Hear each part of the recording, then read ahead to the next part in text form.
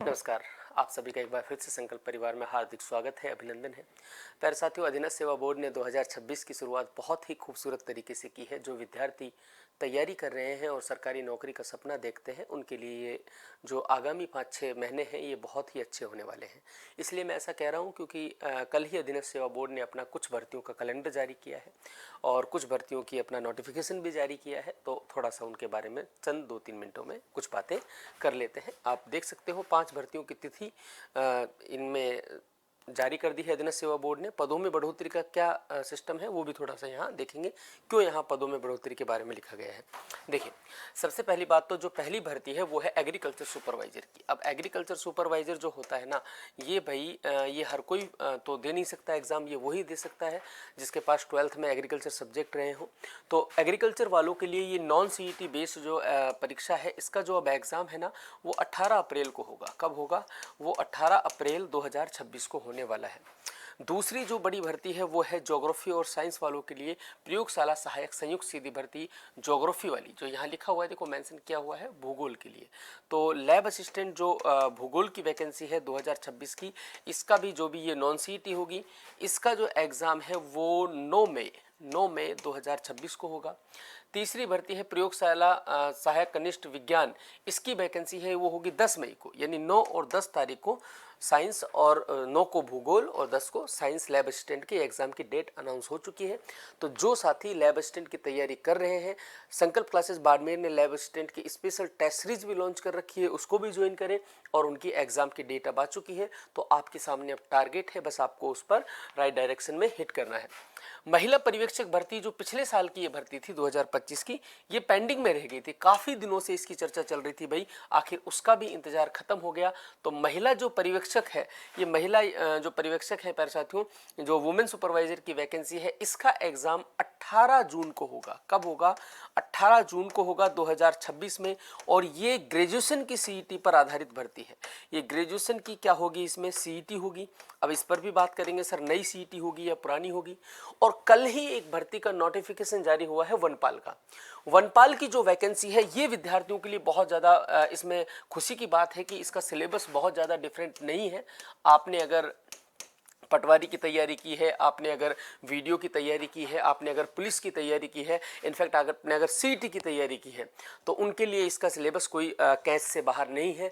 बहुत, हाँ, एक बात इस बार मैं थोड़ा सा स्पष्ट कर दूं, मैंने आप लोगों में से उस समय बहुत सारे विद्यार्थियों के नेगेटिव कमेंट आए थे।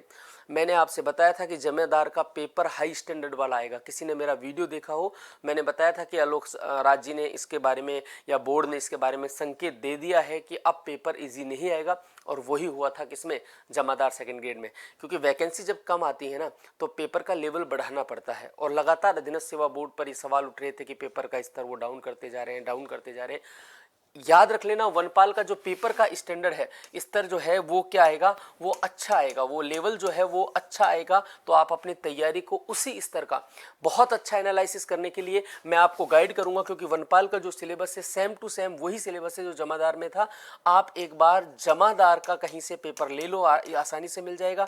जमादार ग्रेड 2 का पेपर आप देख लो, उसी को अपना आधार बनाकर तैयारी करो।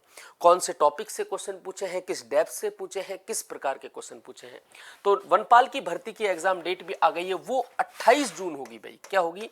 28 जून। तो आधे साल का लगभग बोर्ड ने अपना जो शेड्यूल है वो जारी कर दिया है। हालांकि इसमें बीच में कुछ शेड्यूल मिस भी है, जैसे मई में आपका सीईटी होने वाला है, ग्रेजुएशन की सीईटी की डेट आने वाली है। तो प्यारे विद्यार्थियों, अपनी तैयारी में जुट जाओ, बहुत दम लगा दो, सब कुछ लगा दो अपना। और वनपाल की जो तैयारी करना चाहता है, वनपाल और पर्यवेक्षक दोनों के लिए बोलूँगा, एक बार जमादार का पेपर जरूर देख लेना ताकि आपको एनालिसिस हो जाए। यहाँ थोड़ा सा देखो, सीईटी 2026 वाले, अब होने ये वाला है कि भाई 18 लाख विद्यार्थी इस बार सीईटी में बैठेंगे। कितने? 18 लाख विद्यार्थी। 18 लाख विद्यार्थी इसलिए बैठेंगे क्योंकि पीछे जो कंप्लीट विद्यार्थी थे, जिन्होंने 12th लेवल और जिन्होंने ग्रेजुएशन लेवल का सीईटी का एग्जाम दिया था, उनकी जो वैधता है वो क्या की जाएगी? समाप्त की जाएगी।